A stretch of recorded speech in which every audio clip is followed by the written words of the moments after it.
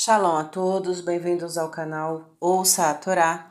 Vamos à segunda e última parte da Parashá Ler Lechá. Brit Ben Abetarim. Hashem promete a Avram que seus descendentes herdarão Eretz Canaã. Hashem também prometeu a Avram, seus filhos herdarão a terra de Canaã, Eretz Israel. Por favor, Hashem, pediu Avram, dê-me um sinal que isto realmente acontecerá. Hashem respondeu, eu farei um pacto com você como um sinal. Naquela época, as pessoas faziam um pacto cortando animais e andando entre os pedaços. Esta era uma maneira de dizer, se eu não cumprir minha parte do acordo, eu mereço ser cortado em pedaços como estes animais. Hashem ordenou a Avram, pegue 3 bezerros, 3 cabras, 3 carneiros, um pombo e uma pomba. Avram assim o fez. Então ele cortou cada animal em 2 partes, exceto os pássaros, que Hashem lhe ordenou não cortar. Avram arrumou os pedaços em 2 filas. Quando ele acabou, grandes pássaros predadores desceram do céu e tentaram devorar os pedaços de carne. Avram os afugentou. Este era um sinal. No futuro, os idólatras, que são comparados a pássaros predadores, tentariam destruir os descendentes de Avram, o povo judeu. Mas Hashem salvaria os judeus pelo mérito de seu grande patriarca Avram. Então Hashem fez Avram cair em um sono profundo e lhe enviou um sonho profético. Avram sentiu um grande temor e uma grande escuridão baixando sobre ele. Este era um sinal de que Hashem traria dificuldades sobre seus descendentes, os judeus.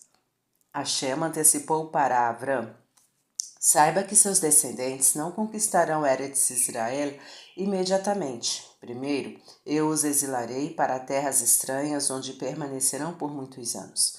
Eles se tornarão escravos no Egito e eles serão afligidos. Então eu punirei aqueles que os oprimiram. Hashem fez uma alusão a muitas pragas que ele mandaria sobre o Egito.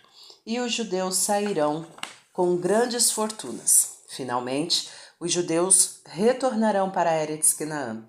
Eles expulsarão as nações que vivem em Eretz Canaã e eles herdarão a terra. Então Avram sonhava tudo isso. Enquanto Avram sonhava tudo isso, o sol se pôs. Hashem fez descer uma pesada escuridão. Avram viu uma fornalha fumegante e uma chama ardente passando por entre os pedaços dos animais. A fumaça e a chama eram os mensageiros de Hashem. Quando eles passavam por entre os pedaços, era como se Hashem, ele próprio, estivesse andando por entre os pedaços e desta forma estabelecendo pacto com Avram. A fornalha fumegante também era um sinal de que todas as nações que oprimissem os judeus seriam atiradas por Hashem em uma fornalha ardente no Guerrinom. E foi assim que Hashem fez um pacto com Avram, prometendo-lhe que seus filhos receberiam Eretz Israel. Este pacto é conhecido como Brit Ben Abetarim, o pacto entre as partes dos animais. Avram se casa com Agar, ela dá à luz Ismael. Sarai não tivera filhos durante todos os anos de seu casamento com Avram. Ela disse a ele, case-se com minha serva Agar, talvez Hashem se apiede de mim, porque deixei você se casar com outra mulher e ele me deu um filho. Agar não foi sempre uma serva. Na verdade, ela era uma princesa egípcia. Mas quando seu pai, o faraó, viu os grandes milagres que Hashem realizou para Avram e Sarai, ele disse, é melhor para minha filha ser uma serva destes grandes tzadikim do que uma princesa no Egito. Enquanto Agar servia a Sarai, Sarai lhe ensinava como servir a Hashem. Avram sabia que Sarai falava com Ruach HaKodesh. Ele disse, eu escutarei você e me casarei com Agar. Depois que Agar se casou com Avram e ficou grávida, ela se tornou orgulhosa. Quando Agar conversava com as pessoas, ela insultava Sarai, zombando dela. Sarai não é realmente uma tzadeket. Ela, se fosse, por que Hashem não lhe daria filhos? Sarai puniu Agar por estas palavras tão arrogantes. Ela fez Agar trabalhar duro. Assim Agar fugiu para bem longe de Sarai para o deserto, mas Hashem enviou um anjo para ordenar a Agar: volte para Sarai e obedeça a ela. Hashem ouviu que você está infeliz e ele lhe dará um filho. Chame-o de Ismael. Ele será um homem rude que viverá no deserto e será o patriarca de uma grande nação. Agar agradeceu a Hashem. Abençoado seja o Senhor, Hashem que viu minha tristeza. Agar voltou para a tenda de Avrão. Ela deu à luz um filho a quem Avrão chamou Ismael. Ele se tornou o patriarca de todas as nações árabes. Hashem ordena a Avrão sobre a Milá. Quando Avrão estava com 99 anos, Hashem lhe disse: Avrão, eu quero que você faça Milá. Será um sinal em seu corpo de que você serve a mim. De agora em diante, seus descendentes, os judeus, farão Milá em seus filhos quando estes estiverem com 8 dias de vida. Qual a diferença entre a mitzvah de Milá e as outras mitzvot? As outras mitzvot, como o tzitzit ou o tefilin, são cumpridas pelo judeu em certos momentos, mas a mitzvah de Milá permanece com ele dia e noite e durante toda a sua vida. Ele nunca pode se desfazer dela. Hashem anunciou a Avrão: você não mais será chamado de Avrão, mas de Avraham. Avrão significa que você é o pai de Aram, o lugar onde nasceu. Agora eu faço de você Avraham, que quer dizer o pai de muitas nações. O nome de Sarai também mudará. De agora em diante ela se chamará Sará, que quer dizer uma rainha sobre o mundo inteiro. Assim como você é um rei sobre o mundo, também ela é uma rainha sobre o mundo. Embora Sarai seja muito velha para ter uma criança, ela dará à luz um filho quando tiver seu novo nome, Sará. Avrão riu de alegria com a boa notícia. Hashem disse a Avraham: você chamará seu filho de Yitzhak, porque você riu e se alegrou. Todas as outras pessoas também rirão e se alegrarão com o nascimento dele. Avraham não atrasou a mitzvah. No mesmo dia que Hashem falou com ele, Avraham realizou Milá em si mesmo. Também naquele dia, ele fez Milá em Ismael, que tinha 13 anos. Avraham também fez naquele mesmo dia Milá nos 318 membros de sua casa. Esta foi uma tarefa extraordinária, mas Hashem deu forças a Avraham para realizá-la. Vamos a uma história. Como o pai de Rabi Yehudá, Anassi, estava pronto para sacrificar sua vida pela mitzvah de Milá.